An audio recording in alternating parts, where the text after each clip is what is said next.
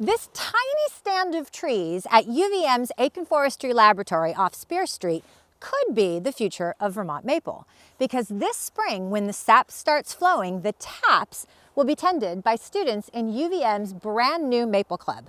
They're learning by doing, and we're learning how they're doing today on Across the Fence.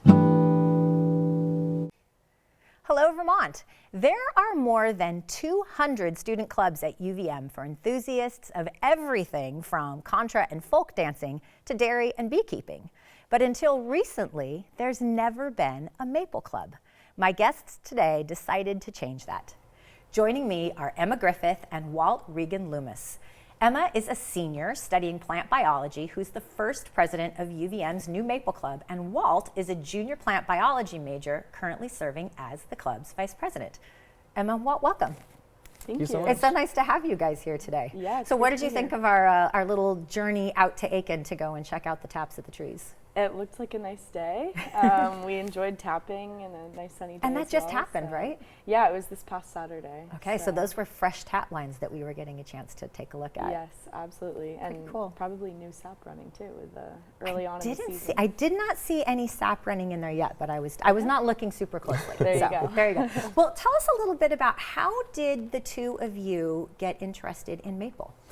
So it was a bit of an interesting start. I happened my sophomore year just be looking for work, and my advisor said, hey, there's this Tim guy who just started, you should start talking to him. And then the next day went out to Proctor, toured it, decided to keep working there, and then since then started. And then we applied for a summer research grant, a surf grant in the summer, and we both started working there on a biodiversity project together. Yeah. And that was the same introduction for you? Yeah, pretty much the same. I would add that my very first experience with maple was a backyard sugaring operation with some family friends in the Berkshires. But that was long before Proctor, and yeah, pretty much similar story. I was looking for a way to get involved with research on campus and found Proctor, got connected with Tim, and yeah. So it was providential timing. Yeah. Well, so what were your experiences like working at Proctor? Great. I feel like the director, Tim, really helped us get immersed with the research and also kind of gave us autonomy over what we wanted to be working on, getting us really involved in the process of the different projects that were available. And yeah, just going out into the woods every day is my favorite part. And a pretty intense operation at Proctor, too. Yeah. Did you get involved in some of the sugaring and the boiling, or?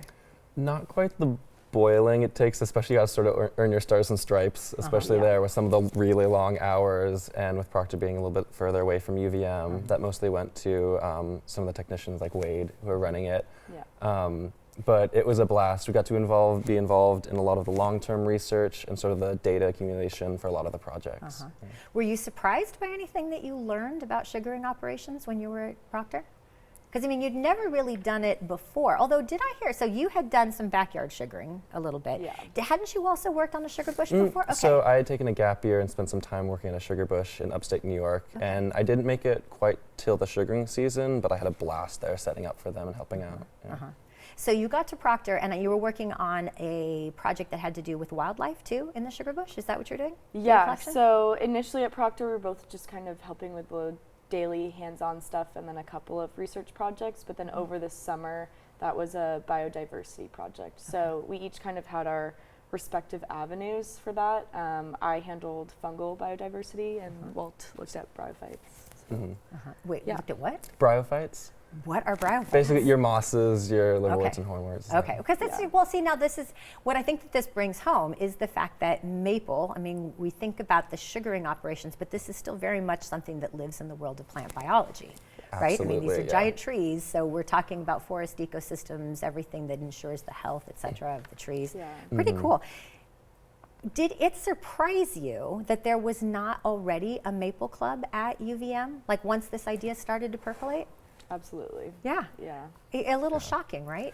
A little bit, especially with not only UVM having the facilities of Proctor, but it being pretty much the only institute dedicated to maple research in the world, and one of the oldest research sugar bushes too. It was a little startling, but I think once it started seeing the response to it, I think it was something definitely that the community really wanted and needed, and people have been really coming together to support us. Yeah. Well, tell us a little bit about starting the club. Yeah, the idea was initially presented to me over the summer when we were doing that research that we were previously talking about. There had been a little bit of sugaring going on at Aiken, and by a little bit I mean 3 trees.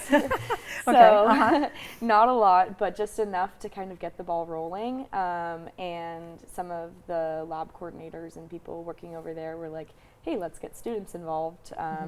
You know, Proctor is a great resource, but not always super accessible to students, being out in Underhill. So the idea was just to get more students involved with sugaring, and yeah, there was just a team meeting, and I was like, you know what, why not? I'll get this going, and yeah. Although I've talked to enough clubs, UVM clubs, to know it is not easy to start a club at all. There's a lot of requirements, there's a lot of paperwork, right? Yeah. Oh yeah. And then when you put out a table for the first time, I don't know if that's how it happened, and started getting signups, what was the response like?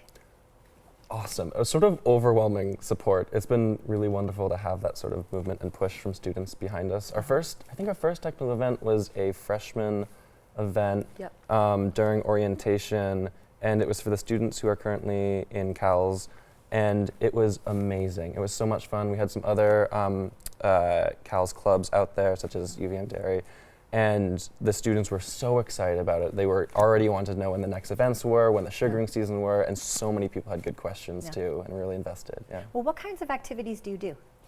Yeah, so our first ever activity was a creamy walk. So we literally just walked downtown and got maple what a creamies. perfect way to get people interested, right? You're like, let's go find the best maple creamy in Burlington. Yeah, exactly. So people really loved that, and it was a great introduction, just kind of gathering a bunch of people and telling them about what we wanted to do.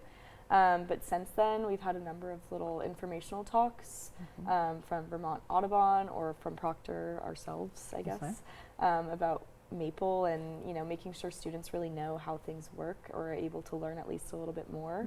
And then aside from that, this season we've actually started tapping trees, and we'll be sugaring. So we've had a couple of learn to tap events where students actually get the hands-on experience of How many sugaring students trees. showed up for that to learn to tap? I think cumulatively at least 30. Wow. But it was probably like 15 to 20 and then 15 to 20 across 2 different events. That's pretty amazing. I mean, do you think that this club, I mean, the membership, are there aspiring sugar makers out there? I mean, because this is it's an interesting niche industry. I think a lot of times in Vermont, you go into it because you have family in it. It's a family business. I don't know how easy it is to learn from the outside. What are club members saying about what they're experiencing? I think we have a good mix of people who have had absolutely no experience, who are super interested in it. Some people have had some family farms, or maybe like an aunt, uncle, or grandparent who have done it. But I think one of the main things that we sort of hope to provide as a club is just like permission to enter this industry from people. I think a lot of people get put off and a little nervous about how culturally important it is to Vermont. And I think a lot of people just need permission to be like, come in, learn, and start talking to sugar makers. A lot of sugar makers want young people out on the property learning how to do this. Well, that's what I was going to ask. How have the sugar makers responded? Because I think you've met, you've gone to the properties, to the sugaring houses for a handful of them. What do they think? Yeah, I mean, we got a lot of support right off the bat from Vermont Sugar Makers Association, which is really nice. And yeah, having that connection and being able to reach out to people, I think it brings them hope as well that people and young people, college students, are interested in maple and getting involved. So you're entering your first sugaring season. Yes. Tell me what you think. Like, are you excited? Are you nervous? Because you've never, are you going to run all the aspects of the sugaring this time around? Students? Yes, definitely. So it'll be student run, which, is both nerve-wracking and exciting. I think we have a lot of guidance and support from everyone at Proctor, which is really helpful, from equipment to knowing exactly what we want to do and how to set things up. We don't have to navigate that by ourselves. But then when it comes to actually doing it, we have the space to let students practice it on their own and have learning experiences.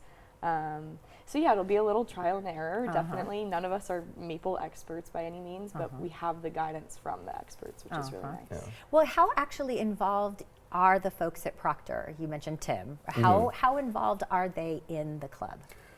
Pretty involved Yeah, most steps. When we have our own experience, we're a lot better at managing students and providing the connection between students and the experts than that sort of initially we're guiding where our tapping's going. But having our technicians like Wade and Max, who's been working at the Aiken Forestry Lab, and Tim helping us out, they're both so excited about this, passionate and so smart. So it's a lot of learning from them and working with them.